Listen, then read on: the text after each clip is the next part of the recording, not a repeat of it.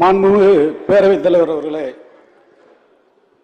சத்துருந்த சரித்த நாயகர் புரட்சித் தலைவர் எம்ஜிஆர் அவர்களை வணங்கி, மாண்புமிகு புரட்சித் தலைவர் அம்மா அவர்களை வணங்கி, ஜல்லிக்கட்டு நாயகன் அண்ணன் ஓபிஎஸ் அவர்களுக்கு வணக்கத்தை தெரிவித்துக் கொண்டு, மாண்புமிகு பேரவைத் தலைவர்களே, உசிலம்பட்டி சட்டமன்ற தொகுதிக்கு உட்பட்ட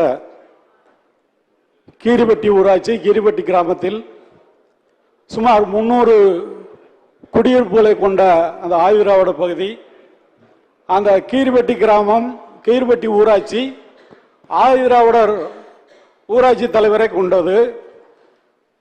1996 அந்த கீரிப்பட்டி ஊராட்சி தனி தொகுதியாக அறிவிக்கப்பட்டு தேர்தல் அறிவிக்கப்பட்டு உள்ளாட்சி தேர்தல் அறிவிக்கப்பட்ட பொழுது அந்த பகுதி மக்கள் அந்த தேர்தலை புறக்கணித்தார்கள். 2001 மீண்டும் உள்ளாட்சி தேர்தல் நடத்திய போது மீண்டும் புறக்கணிக்கப்பட்ட நேரத்தில் புரட்சி தலைவர் அம்மா அவர்களால் அண்ணன் ஓபிஎஸ் தலைமையில் 6 அமைச்சர்களை கொண்ட குழு நேரடியாக சென்று அந்த தேர்தலை நடத்தியது. இது மக்களின் கோரிக்கை. அதனால கொஞ்சம் பேச விடுங்க தலைவர். கேள்விக்கு வாங்க.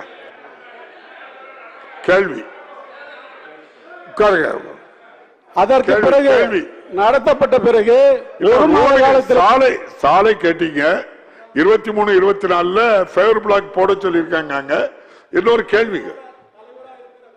இந்த இதை பேசுறேன் நான். ஆதரவர் தான் தலைவராக இருக்காரு, அதனால இதை நான் பேசுறேன். அவங்க பஞ்சாயத்து தலைவர் எந்த தமிழர் தானே இருக்காங்க. ஒரு நிமிஷம் பேசிக்கிறேன்.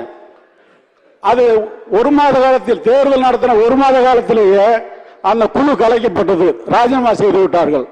2006 நீங்க ஒரு வரலாறு கேட்கல உங்ககிட்ட. அந்த எப்படி கீரிப்பட்டி ஊராட்சி மன்ற தலைவர் தேர்ந்தெடுத்திருக்காங்கிறத கேட்கல. இப்போ அந்த பஞ்சாயத்துக்கு என்ன தேவைன்னு அவங்ககிட்ட சொல்லுங்க.